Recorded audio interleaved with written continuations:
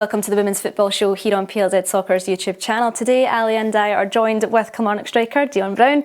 Dion, lovely to have you on. We've got loads to talk about today, but first of all, a 4-2 win over Livingston. Talk us through that. Yeah, no, it was a really good game. Livingston got their first goal, which gave us a wee bit of a boost, I think, to bring it back. Lauren scoring the first goal to bring it back for one each, and yeah, we just kicked on for there and the goals kept coming. Second in the table now, how much confidence does that give you? I think it's a lot of confidence for the side. I think we're sitting 2 points away from Queen's Park, so we're the only team in the league that's beat Queen's Park, and I think if we keep that consistency and we play well against them at their home park and stuff, then there's no stopping us. Yeah, definitely. Is promotion too early to be thinking about that just now? I think as a player and as a team, I think we need to take every game as it comes because it's such a tough league. But yeah, it'd be silly not to say we're not looking for promotion. Yeah. It's what you want to go for, isn't it? Definitely. But yeah, we need to take every game as it comes. And you're one of the few teams that play at the men's park. You play at Rugby Park. Alison, do you see a day where all women's teams will share the stadium with the men's teams? Probably not, to be honest. I think it's maybe prohibitive in terms of cost, and when it comes to opening big stadia, if you think of like opening up Celtic Park and Ibrox, it costs a lot of money just to facilitate that. I think unless you knew you were going to attract significant numbers, I think it's very difficult to see it happening on a regular basis. What you might find is that Celtic are currently working in Barrowfield, and there'll be a smaller stand in that. I think what you might find is that games are maybe played in areas such as that, or maybe it'll stick to the likes of Airdrie. For Kilmarnock, I think it's slightly different because you obviously have the artificial surface too, so it makes it much easier. There's not the same wear and tear in terms of the ground, and two teams playing constantly on the same surface. So I think that's probably one of the benefits of a club who have been heavily criticised for that plastic pitch. But I guess you guys take a bit of benefit from it. Yeah, that's it. I think at the stadium, it's great. It's a great setup. The fact that we actually get the away dressing room to get in and get the girls in and involved in the stadium, it's good because it gets the younger ones in also, and it's a bit of atmosphere, isn't it? Yesterday we had the younger ones in with the drums, banging the drums, and it makes a difference. So the ultras in. Aye, the ultras, the young ultras, as I say. But yeah, no, it's brilliant. It's fantastic. It's the never-ending argument, on the grass over the plastic. Would you prefer yourself? I think, because I'm a wee bit older, I love a grass park. Yeah. I love a good grass park, but I'm just used to playing in the 3G now. And for myself, every time I went to Rugby Park, I always scored a goal in that stadium, which was always a plus. But I like the park, I enjoy it. We're used to it because we get to train on it, which is also a bonus. So yeah. No, I like it. A lot of folk don't like it, but I enjoy it. We'll take you a wee bit back in your career. You spent a bit of time at Celtic as well. We spoke about the step up in professionalism and the standard. How did you find that? Because you've said you spent a lot of time at Lennoxtown as well with the travelling. Well, it was a bit of a travel for myself, but the step up was good. I came to the academy and it was you could see the difference. Obviously of the setup, and you were getting the pitches to play at Lennoxtown, and obviously getting into the dressing rooms and stuff like that, you could feel the difference. A lot more coaches also, which is always a plus. But yeah, and it was for myself. It was at that age, it was good to play for the academy because it probably put me in a massive step to go into the next part of my career. Yeah, and you found out you were having one of your babies when you were at Celtic, at the top of your career, playing your best football. How was that at that moment? It's very surreal, to be honest with you. I think I found out probably like a couple of weeks after playing in the Rangers game. I was playing against Rangers, scored 2 goals and then got a cracked rib, took to Govan Hospital, and at the time the doctor was like, I think you're going to be out a long time, but little did I know that's what he was talking about. But yeah, to find out obviously that I was pregnant, just to completely stop was very strange. It was very surreal. Like you say, I was probably playing the best I've played in a long time. So I knew I was going to get back in after it. I just didn't know when, where, or how. Physically, how demanding is that to come back? To come back, it was. I'm not going to lie, it wasn't easy. Obviously, your body changes. You're going through a full pregnancy. You're putting weight on. Your fitness also. I think for me, the main factor for me was obviously getting back my fitness, get back. And the 9 months, your ability will still be there. It's just getting everything else back up to scratch. And obviously, when I come back after having the wee man, so it was about 2.5 months afterwards. Bobby at Aki's was like, right, are you coming in? When are you coming in? I was like, 2.5 months, 2.5 months I was still trying to get out the door in my jammies. Like, I know. I think I was just like, obviously physically and mentally, I was at the point where I was like, right, I need a bit of time to step out the house. I know that sounds strange, but you do. You know yourself. You need a wee bit of mental time to yourself, and just to get back into that dressing room around the players, have the wee bit of banter. That's what it was all about. So it was great to get back in and get probably the first training session back. I was towing a caravan, to be truthfully honest with you. But we all need to start somewhere when we're getting back. But it was a good process. It was a good time for me to get back in. Did you feel as though Aki's gave you quite a lot of support with that, in terms of just obviously it's a different, you're different mentally as much as anything else when you come back? I think for me it was I think because Bobby knew me as a player before, obviously throughout the years. I've knew Bobby for a long time. At East Kilbride, he was a coach at East Kilbride when I was there. So the fact that he knew me as a player, he was like, right, well, beforehand, obviously, before I found out I was pregnant, he was wanting me to go and play because I played fives with them. But the fact that he knew me as a player, and when I was coming back, I think they knew at the time, if she gets her fitness up, then she'd probably be able to go back into full ability and play. And that was a bonus, I think.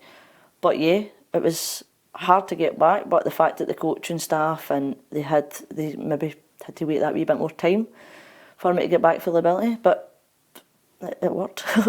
I hope. Do you feel as though that is an area though that maybe we have to look at in terms of research and supporting female athletes because it's a fairly common occurrence that you're maybe going to go? I know some people might choose to delay until the end of their career, but if you choose to have your children in your 20s and you're thinking about going back playing, is this an avenue that we maybe need a wee bit of research in, and just what the physical toll is on your body and what that means then when you come back to playing a sport that's got increasingly physical and increasingly competitive over recent months in terms of just the amount of games that are played too? Yeah, well, that's it. It's just the timing and the timing when you're getting back after having your children. I think the support there.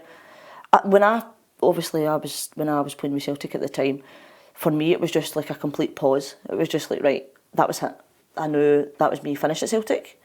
I just didn't know what was going to happen next. But I knew mentally I was like, I'm going to get back into the game, but I just didn't know where or when. So I think it's changed over the years, maybe even the past 5 years it has changed, and I think maybe that's what is needing to get to change in the women's game.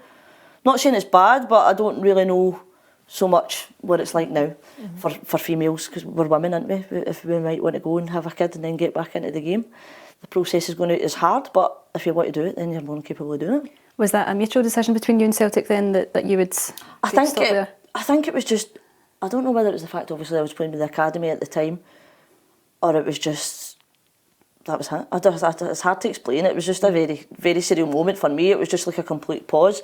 But because you need to think as a coaching wise also, how she might not come back. You would think yourself, when you're going to go have a kid, you're out for 9 months, you could be out for 1.5 or 2 years, you don't know. It just depends how quickly the players come back themselves, or if they even do want to come back. So for me, I was like, right, that's it. It was good. They were congratulating me, that's fine, but that was really it for me. I suppose that goes back to a time before even only 5 years ago, the landscape with the women's game in Scotland was very different to what it is now. Like, there wouldn't have been anyone at Celtic at that point on a professional contract, I wouldn't have thought. No, that's it. I think that shows the difference from then now. I think that's why it has changed so much. But like I say, I think you've got, who is it that's pregnant just now? She's training away. Elisa Robertson, aye. Yeah. She's out there with Kirky and she's training away. She's doing well, and I have full faith, and I know for a fact she'll be back. She'll be back after she has her baby. And I think they're supporting her well now. I hope they are anyway. But like you say, for 5 years, the transition in the women's game has just been unbelievable. I suppose because one of the key fundamentals then might be just that security of having a contract and knowing that if you do need a year out, that you still have some kind of contract and some kind of protection. The way that anyone in a workplace would have, have those rights. Well, that's it. It's like your maternity time out. Like, if the club's going to support your maternity time, even just a wee message. It was like after my second kid at the Aki's, I was still in the group chat messaging away, and that support is massive. But yeah, I think obviously because the contracts came into the game, you've got a lot more professional players, and if the support is behind the players with their pregnancy and coming back, then that's what's needed. Well, let's have a look at the results from the weekend. Celtic were one of the 6 teams in action. It was Celtic 1, Rangers 2 in the first derby of the season, Hibernian 8, Hamilton 1, Hearts 5 and Motherwell 1, and a few others were postponed until a later date. Ali, first Old Firm of the season, Rangers go top of the table by a point. Deserving winners in the end? I thought they were. I thought it was a fairly forgettable first half. I didn't think there was much between the two teams. I thought neither team wanted to lose it in that first half. Neither were overly adventurous. I think Rio Hardy had one fantastic chance. I was shocked that she didn't take it. Kelsey Docherty done well to come out and make the block. I thought that was the only real moment of note in the first half. The second period, I just thought it belonged to Rangers. I thought Celtic scored almost against the run of play, and then from there on in, Jo Potter referenced it afterwards when she said the shackles came off after they went a goal down, and I thought you could feel that. I thought there was a sense of it. There was a real impetus about Rangers. I think they scored 7 minutes or something between the two goals. They got it back level, and from the minute it went back on level terms, I thought there was only really one winner. I thought Rangers deserved it. I thought they looked hungrier. I thought they were the more aggressive. I thought created the more chances, the more menacing of the two teams. And I think it's very interesting. I know it's early days at this point in the season, but this was a Celtic team that had been flying, had won every game, 10 game winning streak. Rangers now top by just a point. But I think psychologically they'll take quite a lot from that yesterday. Definitely. Dion, do you think it's going to be tight then? One will take a bit of a leap and then it'll be tight again all the way to the end of the season? I think it will be. It's like the one game. Rangers has won every game. Do you know what I mean? I think Celtic's knocking on them straight behind them. But yeah, I think it's going to be very tight, and it makes it better for the end of the season too. So the chase is on. Yep, absolutely. Were you surprised yesterday that was the first defeat for Celtic, that they perhaps took their foot off the gas, or maybe Rangers just upped their game in the second half particularly? Well, I think obviously the first half they were just cancelling each other out, and then the second half, I don't know what Joe said, maybe in the dressing room to give them a wee boost, but the mentality of the game, if you go 1-0 down, you get that wee boost to bring it back, and I think that's what they've done. They brought it back to 1 each, and then getting the second goal to make it 2-1. Definitely. Impressed, Alison, by Jo Potter so far this season? Yeah, I think she's very level. I think she's very calm. She's calm all the time. She's calm in the dugout. She seems to be very calm with the players, and the same with us. I think I find her very steady. I think it's interesting. The difference, I think, in maybe having a player who's played at the very top level of the women's game, obviously a former England internationalist, then going into coaching and then going into the dugout. But I think she's been very quietly impressive. I don't think she's been too hyperbolic. There's not been a great deal of exaggeration with anything. It's just very much a steady, calm and very firm process of where she wants the team to go. And I think over the last few weeks you've really seen it come together, a different style of play. I think there's a ruthlessness about them that wasn't there last term, and I think that cost them last term.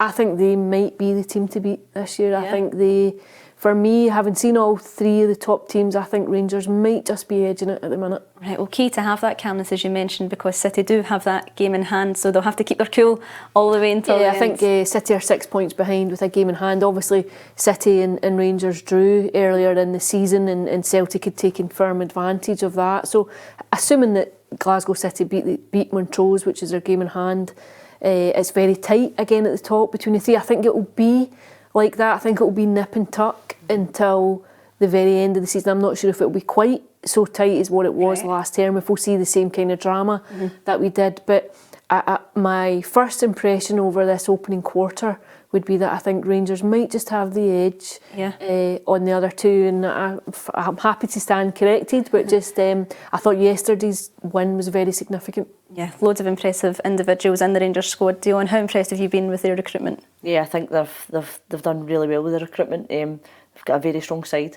very strong team, and I think Joe puts them together really well. Yep. As you can see, the players that they put together, they're getting in the box and they're finishing. doing really well, yeah. And Hibs' Hearts have overtaken Thistle, albeit Thistle have the game in hand. Could that be a little 3-horse race of their own, Ali? Yeah, I think almost what you have just now in the league is it's almost 3 leagues within a league. I think you have the top 3 and then you have a middle section and then you have the bottom. You see Hamilton Accy still looking for that first win. Absolutely thumped yesterday by Hibs at 8-1. So you're thinking this is a Hibs side who went to Ibrox, lost 7-0 to Rangers. Could have been more, a thoroughly one-sided game last Sunday, and then they go and play a Hamilton team at the bottom and win by the same emphatic margin, win 8-1 yesterday. And I think it just kind of shows you the chasm that exists at different areas of the table. You almost have a top, a middle and a bottom. Well, we do have some Scotland duties coming up this week. Scotland meet the Netherlands, a double header, Ali, in the Nations League. What have you made of the national side's competition so far? Yeah, I think there's been a competitiveness about them. I think that game at England, certainly that second half down at the Stadium of Light, the first game against England, I thought they took a lot of confidence, if not anything, from the game, and then took a point in the second game. I think this will be a very significant challenge though now against the Netherlands on Friday night over in Holland, and then to play them again at Hampden on Tuesday. And I think the big fear for Scotland is what they have without the influence of Caroline Weir, without Emma Watson, and then Erin Cuthbert, who was due to come back in, picked up an injury yesterday with Chelsea. Now there was a bit of chat that she might be able to come back into camp and play that second game at Hampden on Tuesday, but it looks as though she's probably out for Friday night's game. I think that's a huge blow for Scotland, given that you're losing to one very, very influential player to be without another. I think its loss can be quite acute for Scotland. Big challenge, Dion, coming up, considering what Ali's saying, missing those key players. Yeah, that's it. It's like you say, missing Erin is a massive hit to the Scotland squad. You know how good a player she is for us. But I think on paper we do have a strong side. It's just if we put the right team together, I think bringing Jamie Lee Napier in I think she'll make a massive impact if she gets the game time for Scotland. She's a fantastic player. But yeah, I think it'll be a very, very hard task coming up against Netherlands, but if we keep the head down and play to the best of their ability, like I say, with the people they've got on paper, hopefully we do the job. Have you been impressed with Pedro Martinez-Los's side? Yes, I have, yep. I've not managed to see much, but I'm very impressed with what he's put together and the players that he's picked. Yeah, definitely. Well, let's have a look to see what the Scotland boss has to say ahead of this challenge. Well, I think that we knew all the Nations League, we had to be ready for these challenges in terms of we have seen in the first 2 matches how close it is and how small details are going to determine taking points. We felt we could get a little more from the last camp, but now we have to look ahead and be prepared for the challenge against the Netherlands, which is again Euro champions. I think with a lot of quality in every position, with the addition of Viviane Miedema coming back to camp. And I think our job is to be ready to analyse the opponent and to be competitive for every match. Yeah, as I said there, Ali, the Euros champions, this is the toughest test yet, would you say? I think England were pretty formidable. I think England in their first game in home soil, first game after being World Cup finalists and reigning European champions, obviously. I think England were pretty formidable, but I think the Netherlands will be a tough task too. And I think it's very difficult for Scotland to cope without the loss of Caroline. And I know that you would make an argument that it's never about one individual player, that there's a collective. But I think she is head and shoulders. I think she's one player that you could point within the Scotland team and say she's genuinely in a world-class bracket. She's playing at a level significantly higher than anyone else. I think Erin too, playing at a very high level with Chelsea. And I think when you take both of those out, Emma Watson too, I know Emma's very young, she's only 17, just going down to Manchester United and another one who's going to face a significant time out with the ACL, but she had been a very exciting talent to come in latterly last term, and of course made that scoring debut when she'd come into Scotland. I think the loss is it's a tough one to compensate for.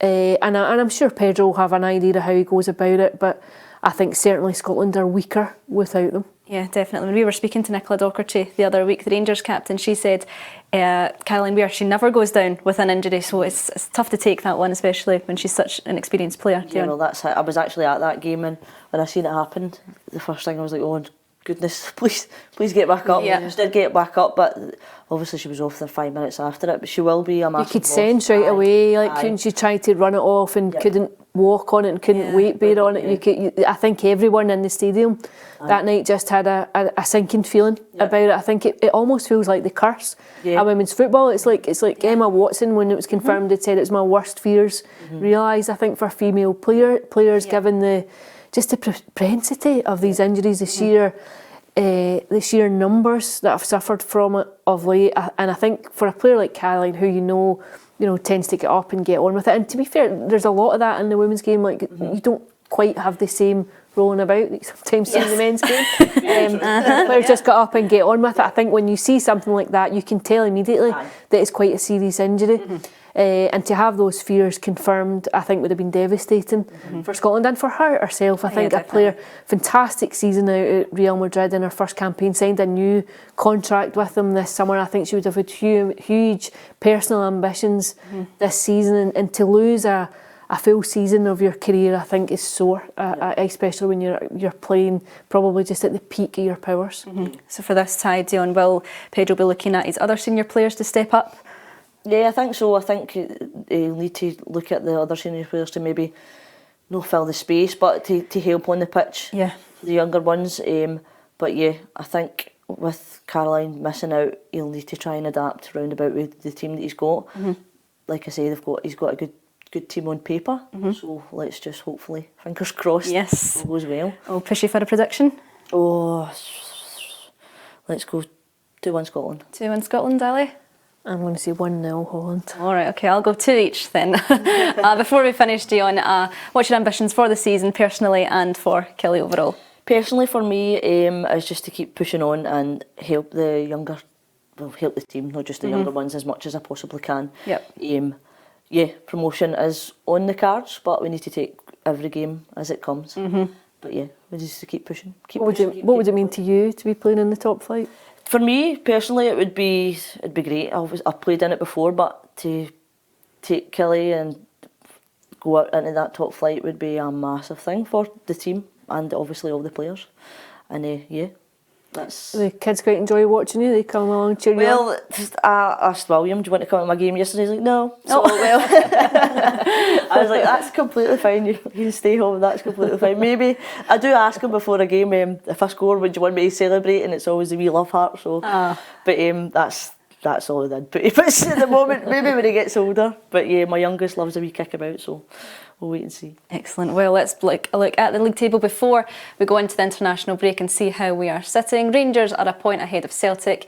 Under them are Glasgow City with a game in hand. Hearts, Hibernian, Partick Thistle having a battle of their own. And then at the bottom half we have Motherwell, Aberdeen, Spartans, Dundee United, Montrose and Hamilton Accies. On behalf of myself, Alison, and thanks to Dion for coming on the show today. I will see you next week where we'll talk through some more international duties. We'll see you then.